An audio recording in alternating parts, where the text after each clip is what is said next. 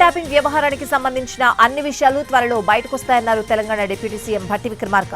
గతంలో నయీం ఆస్తులు, మియాపూర్ భూముల విషయంలో బీఆర్ఎస్ టైంపాస్ డైలీ సీరియల్ నడిపిందని అన్నారు. ఫోన్ ట్యాపింగ్ విషయంలో తాము అలా చేయబోమని అన్నారు ఆయన. వాస్తవాలను జనం ముందు పెడతామని స్పష్టం చేశారు భట్టి.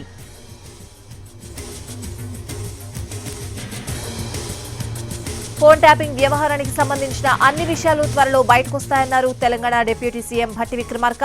గతంలో నయీం ఆస్తులు, మియాపూర్ భూముల విషయంలో బీఆర్ఎస్ టైంపాస్ డైలీ సీరియల్ నడిపిందని అన్నారు.